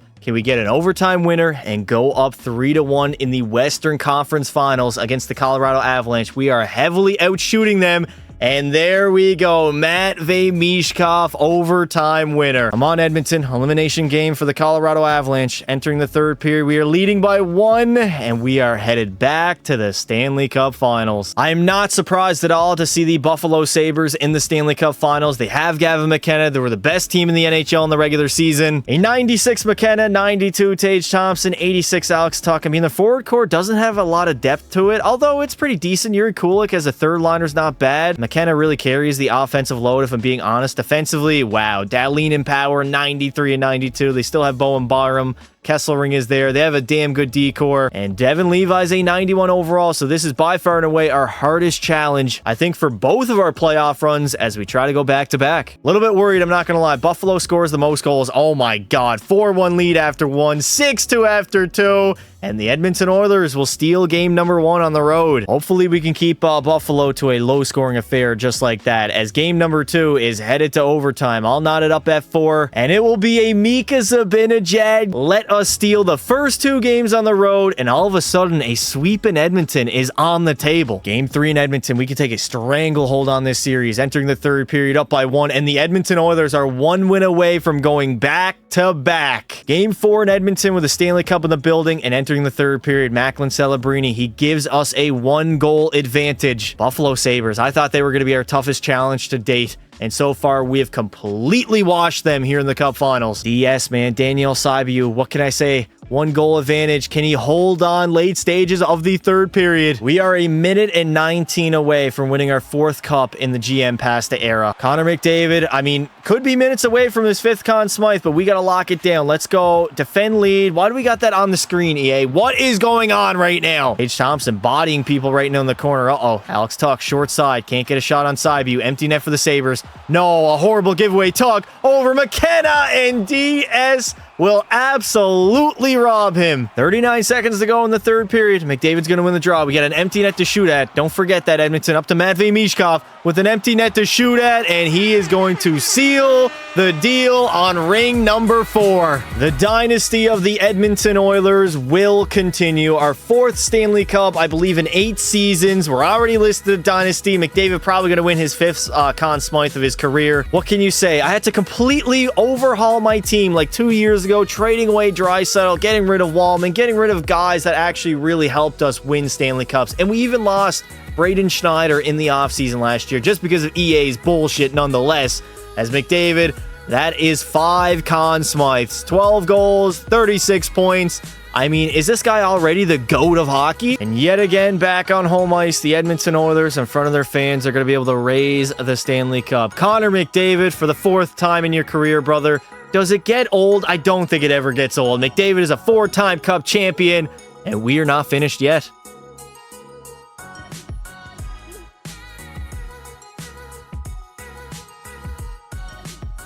McDavid is allergic to putting up less than 30 points in the postseason. 12 goals, 36 points, another Conn Smythe. Celebrini had 29, Isaac Howard with 10 and 26, Matvei Mishkov was solid, and DS rocked a 920 throughout the entirety of the postseason. And look at that, back-to-back titles for the Edmonton Oilers, and 3 in the last 4 seasons. Unfortunately for Connor, he's not going to take home any individual awards. It would all go to Gavin McKenna. Bouchard wins yet again another Norris. Conn Smythe to Connor, Ottinger the Vezina, and the Selke. That'll go to Matty Beniers. Well, this is classic EA Sports back at it again. DS, Daniel Saibu in the re-sign phase, accepted my offer of like $7.2 million for 4 years, something like that. It said he accepted, but no, he walked straight to free agency. I didn't qualify him because it said he accepted that offer. But I guess the glitch in the game is some of your players just walk for nothing. I mean, it happened with Schneider last season, and now it happened with DS this year. So the game is essentially just trying to rig it. So we're running back a 79 and 76 goaltending tandem, which is absolutely great. I try to leave franchise mode, and now EA Sports is forcing me to vote. I can't even leave the screen. I have to fucking vote. Oh my God.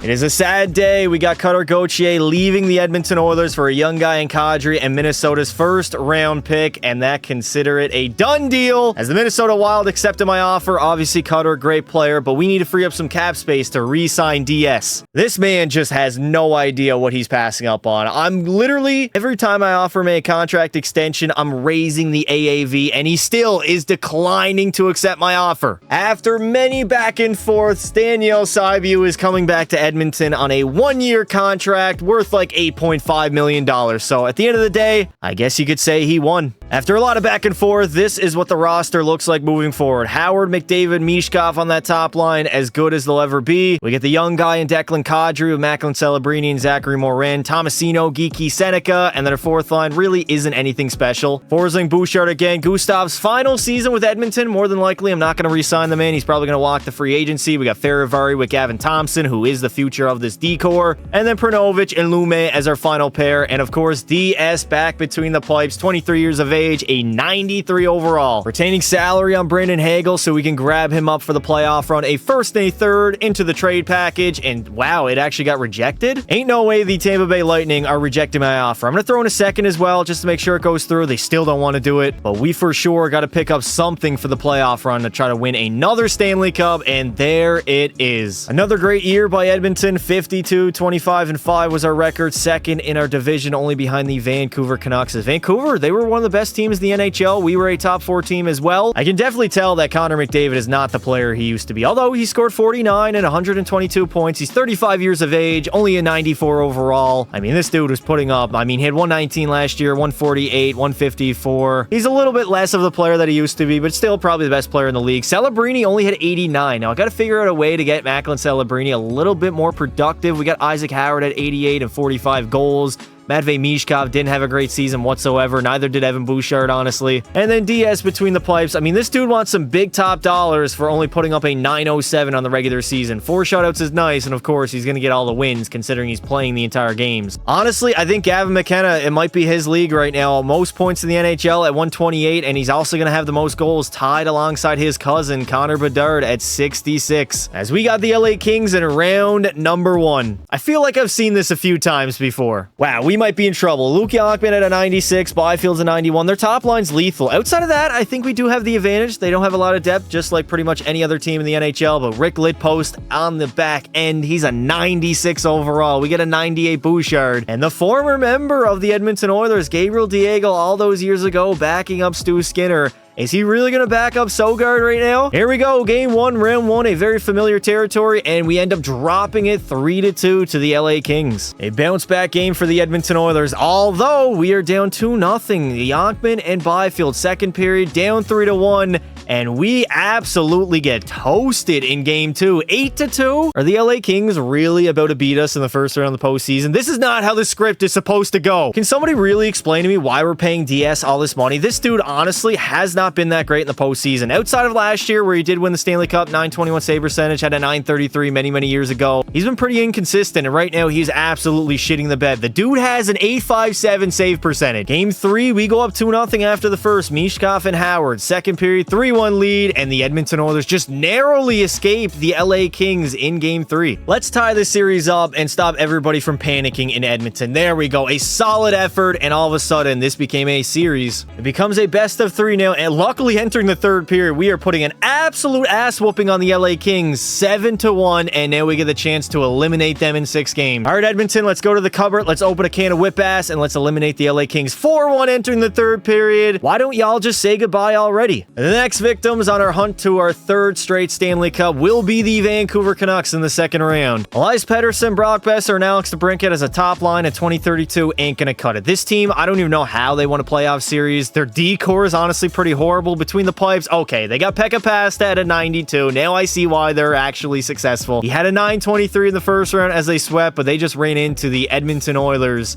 And of course, Connor McDavid. First period, no score. Second period, we go down by 2, but it's nothing new. Oh my God, did we ever rally back in that third period? Kadri, Howard, Hagel, Faravari, Forsling, and Bouchard, and we steal game number 1 on the road. We can definitely take a stranglehold on the series. If we can steal both of these games on the road, wait a minute, we got to go to overtime. The Edmonton Oilers had a 3-1 lead. We blew it in the third, and all of a sudden in overtime, yes, a Macklin Celebrini game winner, and your Edmonton Oilers go up 2-0. Come on, Edmonton, let's keep this train rolling. 2-0 entering the third, and there it is. We are 1 game away from going back to the conference finals and sweeping the Vancouver Canucks. The brooms are out, the Edmonton Oilers are ready, and they are not headed to the Stanley Cup Finals, let alone the Conference Finals. What am I saying? We lost the game 6-5, and my mind just completely starts doing tricks on me. Here we go in Vancouver, trying to close the show on the Canucks. Entering the third period, we got a 2-1 lead, and there it is. We will gentlemen sweep Vancouver in the second round. A very familiar foe in the Dallas Stars in the Conference Finals. Okay, that is a solid top 6. Alexei Protas, former member of the Edmonton Oilers, went to Anaheim, and now he's on Dallas, 91 overall. Jason Robertson is there with Mikko Rantanen, who low-key kind of is washed right now at this point. Their top 6 isn't bad. Defensively, they still got Heiskanen at a 93. Rest of the decor is shit.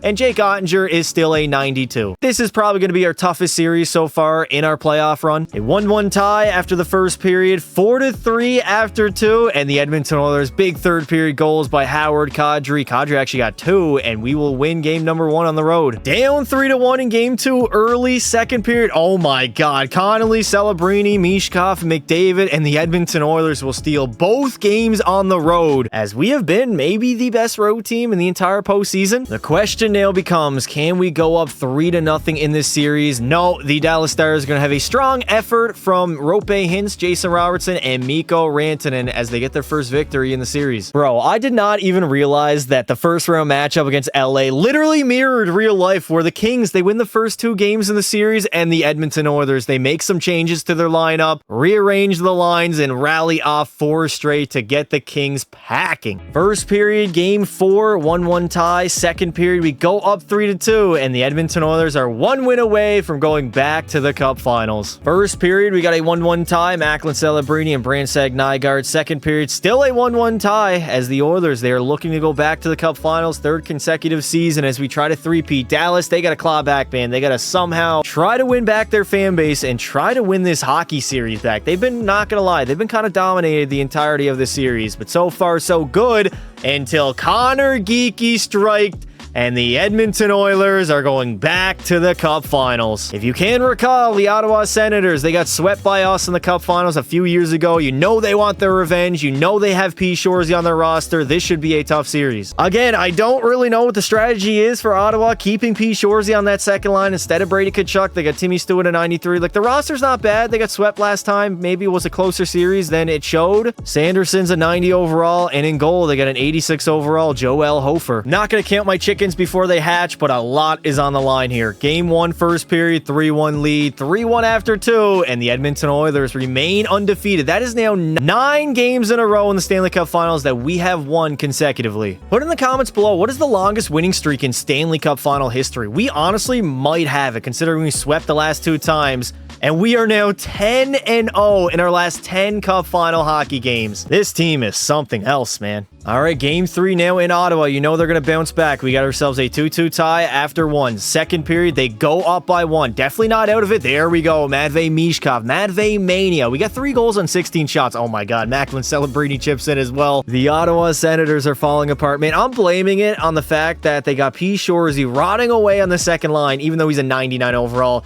Who is that? Giovanni Smith on DS? Tying the series up at 4. We might have overtime on our hands. Never mind. Isaac Howard, ice cold in the final minute. All right, Cup in the building. Here we go in Ottawa. First period, 2-1 lead. McDavid and Isaac Howard. Second period, we go up 3-1. And now DS, all you got to do, play your role. I give you a multi-goal lead in the third period, bud. Thank you. Howard again, man. He's been ice cold throughout this entire playoff run. P. Shoresy, though, gets them back to within 1. The Senators are not going down without a fight. We know that for certain. Here we go. We are 38 seconds away from a three-peat and 38 seconds away from McDavid's 5th Stanley Cup in his NHL career. I mean, this man, we can't get too far ahead of ourselves. Uh-oh, in the middle, Batherson, get it out, boys, please. Just kill it off. Empty net for the Senators. They are going for it right now. They have nothing else to play for but to try to extend this season. Martin Feravari gets rocked. Absolutely rocked. Bouchard picks up the puck. Evan, cross ice. Isaac Howard to Feravari. Can he seal the deal? No! What was that shot, man? That's got to be the shittest shot attempt I've ever seen of all time.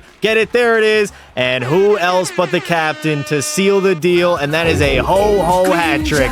And there it is. The Edmonton Oilers, the best dynasty of all time. 3 straight Stanley Cups, our 5th under GM Pasta. And that is, by my count, 12 consecutive Stanley Cup final wins in a row. It's never been done. There have been teams that three-peated before, but none of them have gone undefeated in the process on the grandest stage of them all in the Stanley Cup Finals. Beat Ottawa 2 years ago, dominated them again this time. McDavid grabs his, 5th, 6th Conn Smythe trophy, I think. I think it's number 6. 14 goals, 39 points, and a hat trick in the closeout games. There is the Stanley Cup yet again, raised in the nation's capital for the Edmonton Oilers. Senators fans are down bad right now. Maybe play P. Shoresy on the top line, and you might actually win a hockey game against us. Regardless, McDavid, you are the GOAT, buddy.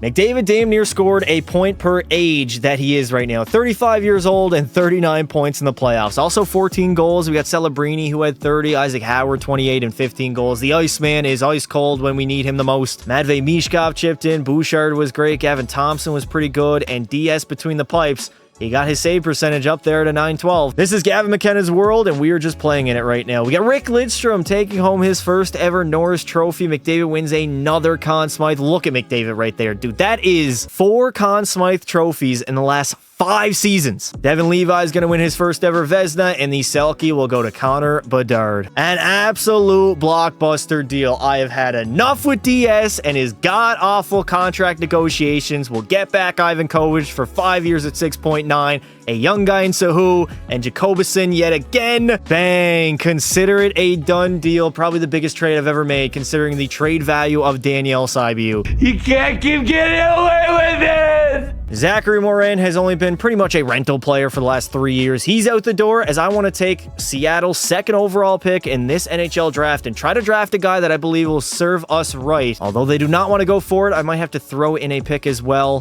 Throw in our third and a fourth into the deal for the Seattle Kraken to still totally unwilling not accept my offer. Loaded deal, and they still don't want to do it. I don't think we're going to be able to get him in, and I don't think we're going to be able to re-sign Zachary Morin either. Definitely an overpay, but it was the only way to make that move go through. We gave them 2 seconds, 2 first, and Zachary Morin. You know, I did have my sights set on this Reese Connor guy, 2-way forward, elite medium potential, but then this Hainsey guy caught my eye. 2-way defenseman. We don't have any young defensemen outside of Gavin Thompson that really are going to play well. Probably going to lose Forsling and Farivari this offseason, so I'm going to take him. He's NHL ready. Bang! 81 overall. I'm very okay with my pick. O'Connor was only an 82 overall. 1 overall more, and we get the defenseman, which honestly we're lacking of right now. We essentially overhauled our roster in the offseason. We got Howard, McDavid, Mishkov still as our top line. Kadri alongside Celebrini and Jacobison. Seneki with Tomasino and Sadu. Lavoie, Connolly, and Geeky. That is still a damn good forward core that could potentially win another Stanley Cup. Finally, Thompson and Bouchard fit well together. 91 and 96 overall. Panovich with Farivari, and then Lou Main and Hainsey. And of course, Ivan Kovic as our starting goaltender at an 88 overall. I am so glad that I did not re-sign Saibu. DS, man, you wanted 10.2 for 1 season. He re-signed in Utah. Good riddance and goodbye. He was special. At the deadline, great season so far, 42, 17, and 4. Logan Stankoven, 89 overall, 1 year left on his deal. I know he's going to be a rental for a first, third, and a fourth from the Edmonton Oilers. They rejected it? No way. Add in another third-round pick into the trade. They still don't want to do it, although they said they're fine coughing that up. I mean, I only have third and fourths remaining here, Carolina. You're going to have to work with me, boys. First, third, and a fourth for Simone Edvinsson for the playoff run, and consider it a done deal as the Detroit Dead Wings just got scammed. That drastically improved our top 4. Edvinsson now gets a +5 with Martin Farivari, and then we have Gavin Thompson up at a 92 and Evan Bouchard already on the decline, but still, we get a +3 there, +5 in our top 4, and 2 young guys that'll probably take over the mantle in the next coming seasons. Top of the Pacific Division, once again, 55, 22, and 5, a great regular season by the Edmonton Oilers, and we are the second best team in hockey, only behind Dallas, so potentially our 4th cup in a row is on the horizon. McDavid, despite the fact that he's declining all the way down at a 90 overall at 36 years of age, 44 goals, 116 points, led our team. Isaac Howard is a 50 and 100 player, or should I say a 50 and 50 guy, so he's always going to be stud in my book. Celebrini had 37 goals, 98 points. Matvei Mishkov had a little bit of a bounce back season. Bouchard and Gavin Thompson were relatively the same. And then Jack Ivan Kovic for an 88 overall, much less money. We essentially got the same goaltending that DS, who of course is BS, gave us in the seasons that he did here in Edmonton. The bad news is the last time we played St. Louis in the first round, we got knocked out in Game 7, so hopefully we can get by them and win our 4th cup in a row. This is what I mean. Daniel Saibu might be the biggest cash grab in NHL history. 3 shutouts, a .904 save percentage for $10.4 million or 10.2, 1-year deal, and at a 94 overall. What a goddamn flat-out bomb. All right. Oh my god. 5-0 first period. The Edmonton Oilers, safe to say they're going to win game number 1. Trying to take a 2-0 series lead, although St. Louis, they will bounce back and split the first 2 games. A 1-1 tie in game 3 after 20. We go up 3-1. And the Edmonton Oilers will go up 2-1 in the series. Big efforts from Howard, Tomasino, McDavid. McDavid had a pair on the power play. Shout out to Connor, still getting it done at age 36. This is a business trip to St. Louis, Edmonton. Entering the 3rd period, we got a 4-3 lead. They tie it up, but we win it in overtime. Declan Kadri is the hero. All right, can we send our city and our team to the 2nd round? First period, 3-1 lead, 4-3 after 2, and we hold on 7-4, and we beat the St. Louis Blues in a gentleman's sweep. It is a rematch against LA. They did take a 2-0 series lead last year in the very first round. I damn near almost traded Daniel Saibu to LA, and then I remembered they're in our division. We're probably gonna have to play them. The team is essentially the same team that we played last season. They got Diego between the pipes, Rick Lidstrom on the back end, and Luke Yonkman as their best forward. I'm just praying that we do not go down 2-0 in this series right off the rip, but we do lose game number 1 back-to-back times playing the LA Kings. We need a bounce-back game here, Edmonton. We tied up entering the 3rd period. We go to overtime. Yes, Macklin Celebrini on Gabriel Diego, and we don't fall down 2-0. The LA Kings do not allow a lot of goals. I guess it's Rick Lidstrom's defending back there. First period, 1-0 lead. Thank Thank you, Seneca. Second period, we go up 4-1, and all of a sudden, it is a 3-1 series lead for the Edmonton Oilers. My math is definitely not mathing. That was a 2-1 series lead, not a 3-1 series lead, but I guess EA heard me say that, and they had to tie the series up at 2. Pivotal game number 5, we go down in the first period, we respond in the second, Seneca and Celebrini, and we're headed to overtime yet again. No, power play for the LA Kings. Come on, Edmonton. Strike first and strike hard, laddie. Yes, sir. Sadu on Diego, a game winner, and we go up 3-2. Elimination game for the Kings. Backs against the wall. They're up by 1 entering the third period. Can they close the show? Force a 7. Force a 7. Force us to game 7. Halfway through this third period, still down by 1. Where's the offense of the Edmonton Oilers? I know LA is very good at defending, but come on, somebody's got to step up. McDavid, Celebrini, Howard, anybody? No. We are going to a game 7. Game 7 in Edmonton. Here we go. First period, no. Yonkman and Rick Lidstrom, the two young talent, generational talent strike. Second period, we tie the game up. Howard and Celebrini. Man, absolutely zero quit in this Edmonton Oilers team. We got a lot of heart. We've had a lot of winning throughout my tenure here in Edmonton. Can we get by the Kings, go back to the conference finals? No, power play. We're giving up too many power plays to LA. A long-ass power play in Brindley. We'll get the marker. Go-ahead goal. Luke Yonkman adds to it, and it looks like the Edmonton Oilers in a Game 7 situation.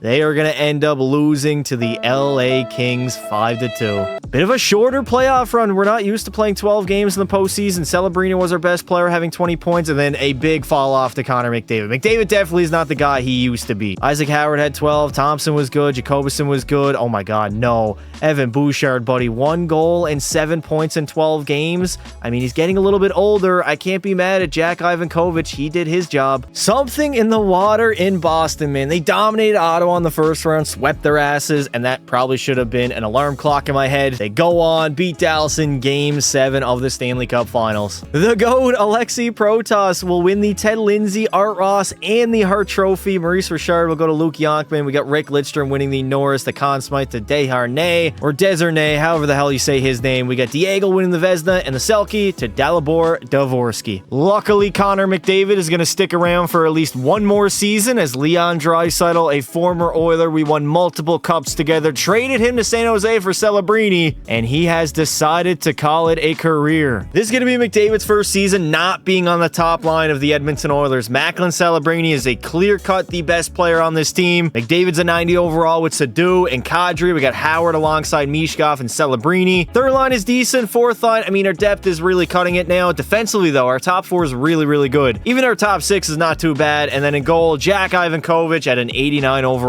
Isaac Howard's ego is out of control. He wants more money than Macklin Celebrini, like $2 million more than he offered as well. But we're going to go like 13-4 for Isaac Howard, 4 seasons with a full no movement clause. The Oilers playoff streak will continue. We arguably had one of our worst seasons to date, though. 45 wins, 27 losses, 10 in overtime for 100 points. Second in our division, and we got Anaheim in the first round. Despite the fact that McDavid is declining, he's all the way down at an 86 overall. He's 37, putting up 41 goals and 117 points, and then Macklin Celebrini had a strong season himself. Between the pipes, Ivankovich was solid, 913 with 6 shutouts. Literally miles better than DS probably ever was. And here we go. This could be our final playoff run of the video and the final one of McDavid's career. Strong start to the playoff run, winning the first 3 games. We end up losing game number 4. Trying to just get to the end of Connor McDavid's career at this point. We've won a lot of Stanley Cups. One more would be nice, but if we retired with 5, I think I'd be okay with that. As we now move on to play the LA Kings, the team that beat us last postseason run. In the second round, we got to get a revenge. We end up splitting the first 2 games, and then we go back home in Edmonton. These 2 teams are probably so evenly matched that they're so hard to just find an inch out there on the ice. Best of 3 now as the series is tied at 2 apiece. First period, 1-1 tie. Second period, 3-3 tie. These teams could not get any closer as Luke Yonkman on the power play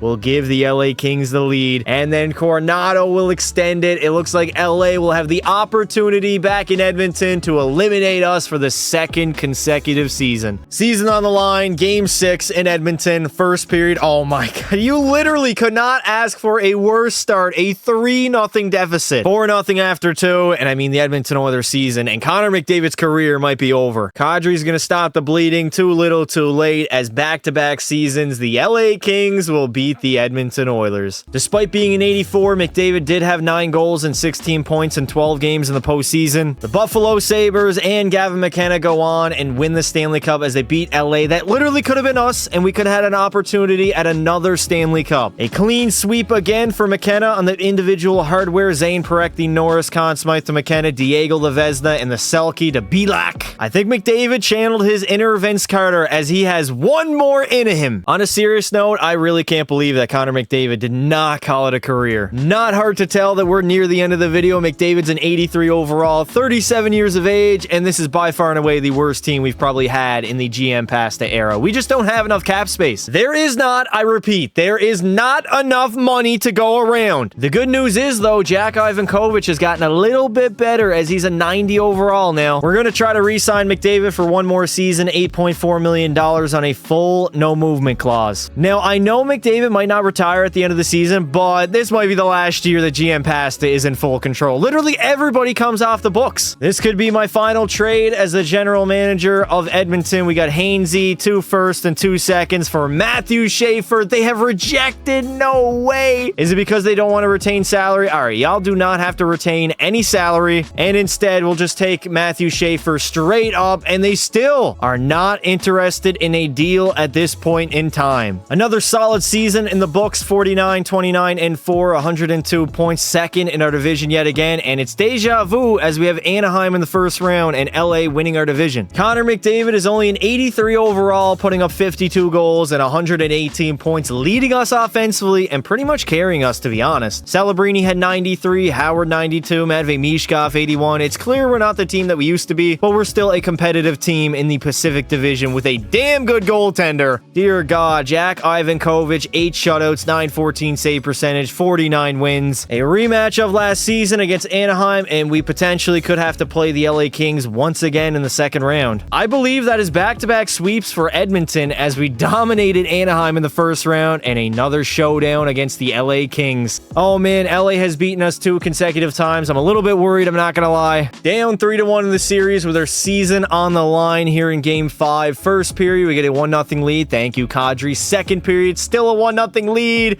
and we will live to fight another day. We take it one game at a time and try to force 7. First period, no. Brindley and Byfield. Second period, down 4-1. And the dynastic run of the Edmonton Oilers, unfortunately, will come to a close. 5-3 to the LA Kings as they beat us for the 3rd consecutive time. Oh, how the turntables. Again, McDavid was solid. 4 goals, 13 points in 10 games. Really, nobody else is helping him out, at least offensively. I guess on the bright side, we did end up losing to the eventual champs in the LA Kings as they went all the way. Bedsy will win the Ted Lindsay. We got Shoresy, the Maurice Richard, Robo, the Art Ross, and the Hart Trophy. Miro Heiskanen is going to take home the Norris, Luke Yonkman, the Conn Smythe, and Devin Levi is going to take home the Vezina, while the Selke will end up going to Connor Bedard. It is a Christmas miracle. McDavid decides to stick around for yet again another season, in which case I think I'm probably going to step back as the GM and allow the computers to handle it on from here on out. McDavid's an 83, still declining. He's 38 years of age, 1 year left on his deal, so I'm kind of interested to see if he's going to end up retiring after this season. GM Pasta is low-key kind of taking a back step at this point. We still have a very good top 6, but the rest of our roster obviously isn't as good as prior years. Defensively, we're still nice, though. Thompson, Bouchard, Hainsey, and Edmondson all in our top 4. And then in goal, we still have Jack Ivankovic for at least one more season at $6.9 million.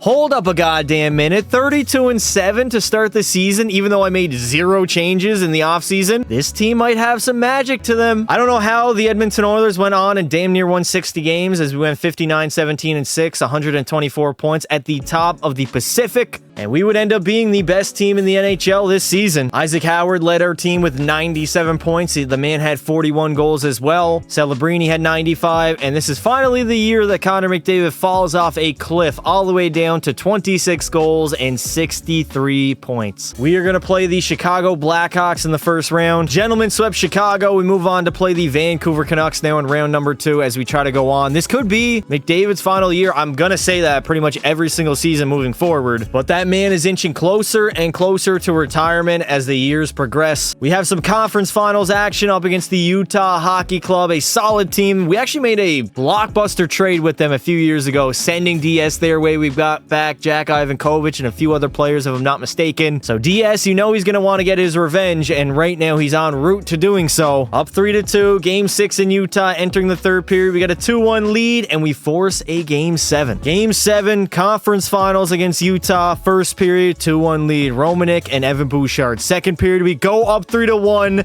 and your Edmonton Oilers will play for the Stanley Cup for at least one more time. What a way to go out if Connor McDavid could capture his 6th Stanley Cup of his NHL career. We are firing on all cylinders, up 3-0 in the series, heading into Game 4 with a cup in the building, but unfortunately, we're going to have to wait at least one more game to raise Lord Stanley. Game 6 on home ice with the Stanley Cup in the building. Can Connor McDavid go out on top, win Lord Stanley for the 6th time in his career, and basically call it a career in the most impressive way imaginable? The Edmonton Oilers, for the 6th time in the GM Pasta era, will win the Stanley Cup. Connor McDavid has 6. I don't think he's going to get his 7th Conn Smythe, but you never truly know. As what could be his final season, we go all the way. We dominate in 4 games in the Stanley Cup Finals, which actually, if I'm not mistaken, would extend our Stanley Cup Final win streak to now 16 games in a row, which is honestly so completely absurd.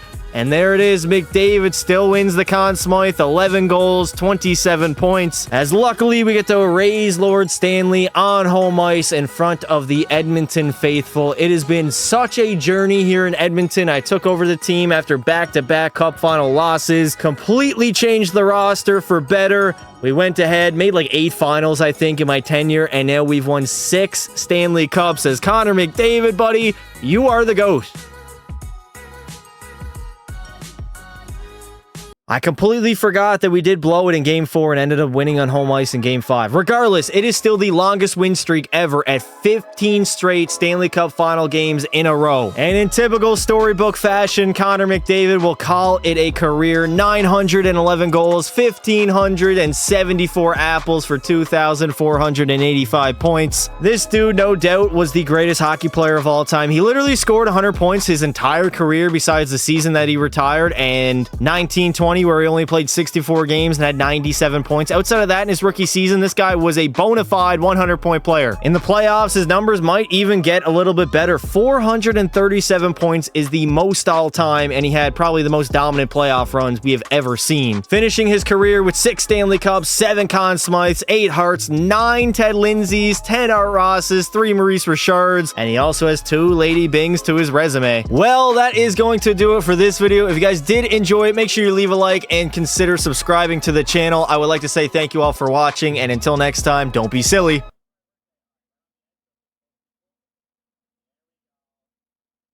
Wrap your willy.